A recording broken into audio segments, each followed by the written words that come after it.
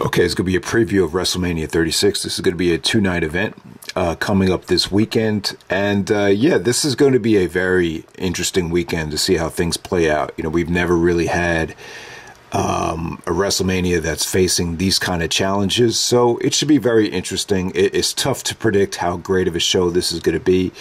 You know, usually with WrestleMania, you get a lot of payoffs. You see a lot of big baby faces win in front of large crowds. Here, I think we'll kind of get the opposite. I think you're going to see a lot of storyline stuff implemented, and I think down the road, you know, I think the WWE is going to have a lot of these big moments pay off in front of larger crowds. Hopefully, you know, down the road, maybe they'll do like a SummerSlam in a, you know, a much bigger venue this year to kind of make up for the lack of a crowd here. But this is going to be a very interesting weekend for the WWE. And, you know, at first I really wasn't excited about this WrestleMania. And there's a lot of things that, you know, that feel very dull. There's a lot of matches that definitely do feel kind of uninteresting.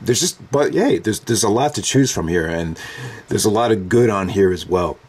But, you know, one of the things that I'm kind of looking at this weekend is how important the commentary is going to be. You know, we've always heard in the past how Vince McMahon is very strict and very demanding, and the commentators always felt very stressed out. I remember Mick Foley said he never endured as much stress in his whole life when he was a commentator on SmackDown a long time ago. So you could only imagine how much stress the commentators are going to have to be under here. So that's kind of an interesting thing to look at, you know, because really they're going to have to make up for a lack of a crowd. And, you know, we've seen so many WrestleMania matches, you know, where the crowd absolutely makes the match. So, and, you know, not having a crowd, it's going to be very challenging. So it should just be very interesting to see how that plays out. But hey, man, you know, I think a lot of people are very thankful that WrestleMania is still taking place.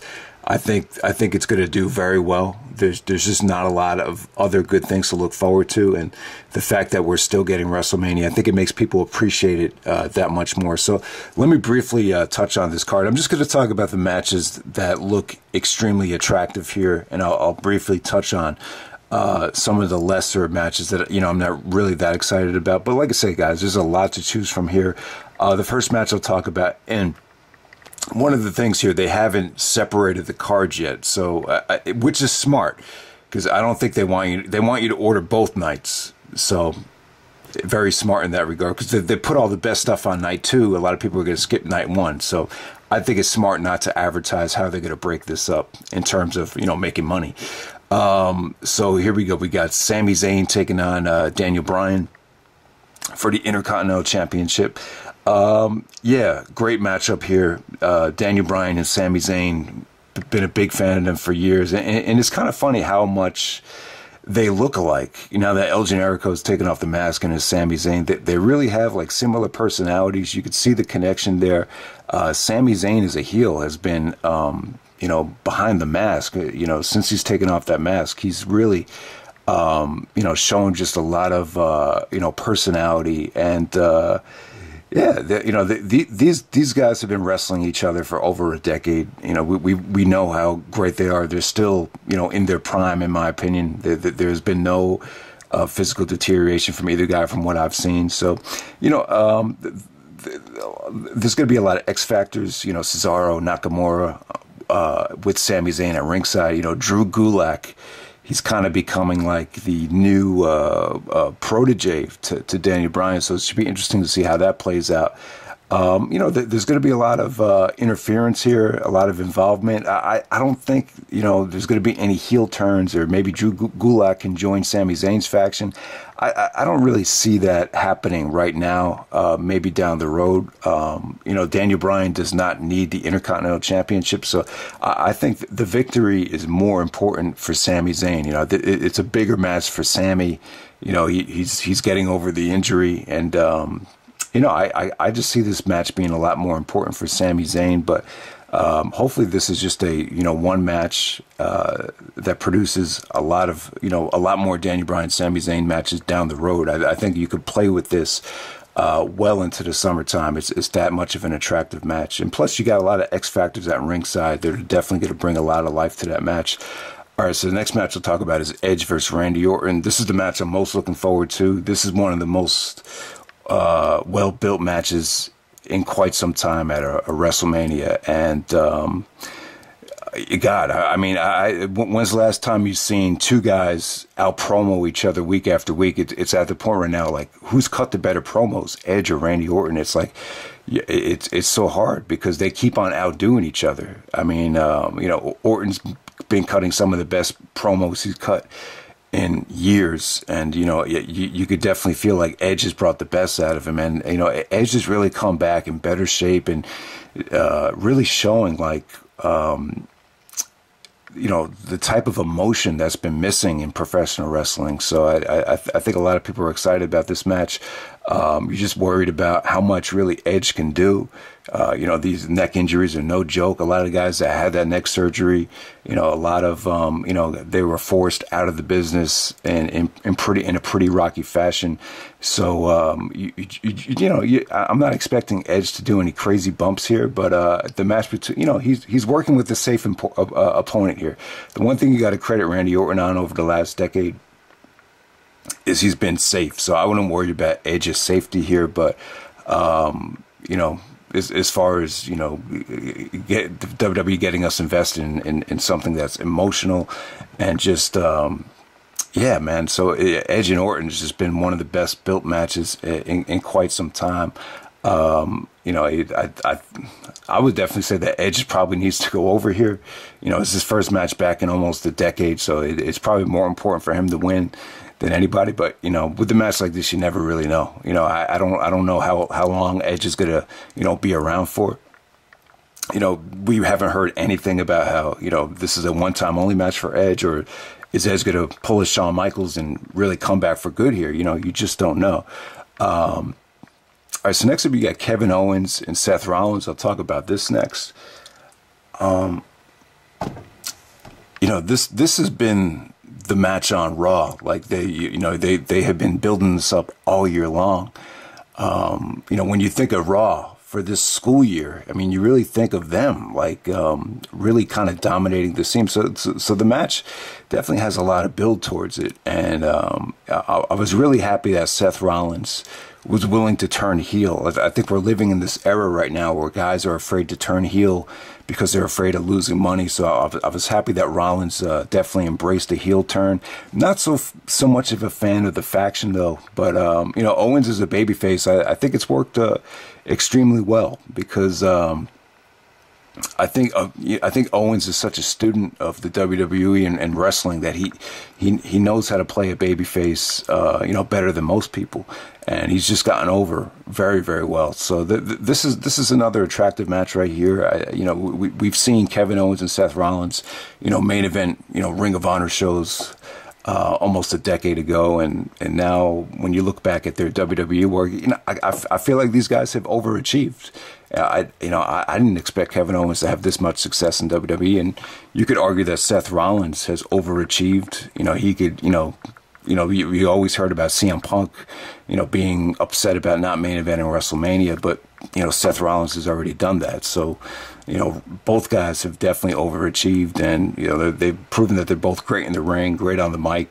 You know, I just hope this match gets the spotlight and the time it deserves, because you know, you've seen Kevin Owens and Jericho get you know, a mega build up, and you know, all those promos, and you know, sometimes the placement on the card kind of dictates how the WWE's gonna, you know, treat the actual match. But yeah, Owens and Rollins, man, this is you know, this depending on how WWE treats this, as far as time, placement, and everything, I think it could be an amazing match right there.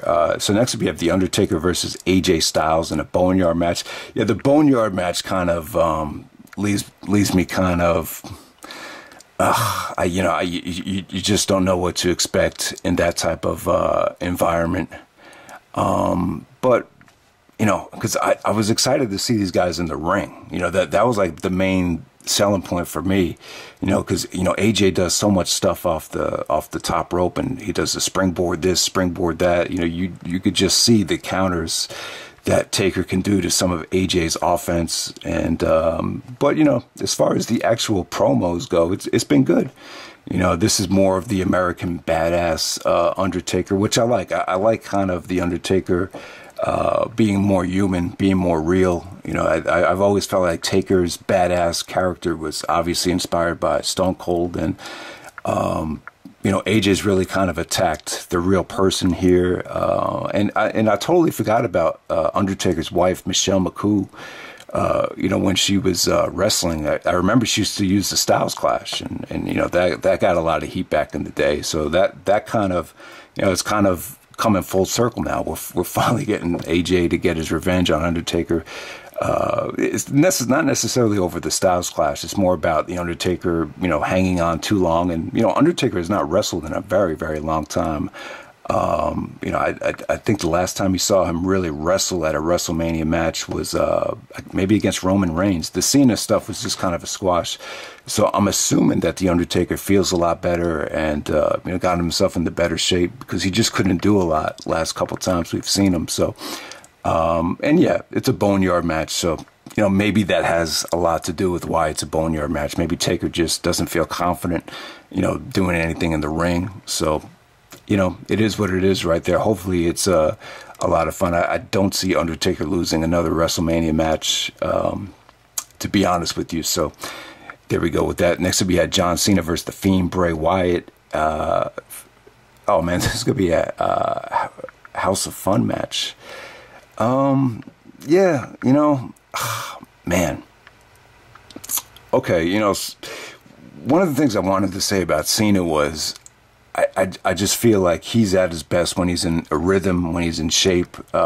You've seen Cena return after injury for big money matches. The Survivor Series match against Jericho is an example where he looks a little bit too rusty. It's not like he could just step back into the ring and it's like he never left. I think Cena has to work a lot harder than a guy like maybe HBK or whatever. But yeah, the whole Bray Wyatt thing, man.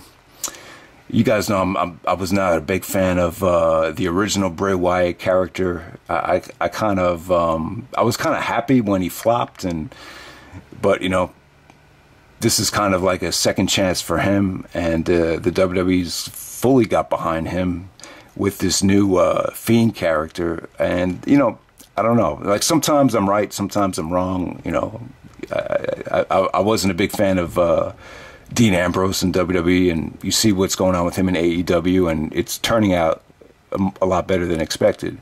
But I don't know, like, my gut feeling just tells me, like, either you got it or you don't. I just don't think Bray Wyatt has it. He's just not my cup of tea. I just don't see him as someone that's a main event player. I think this is a waste of a match for John Cena, but the way it looks like it's gonna be built with the Fairly Funhouse match, I don't think we can expect a lot from a wrestling standpoint. All right, so next up you get Goldberg taking on Braun Strowman.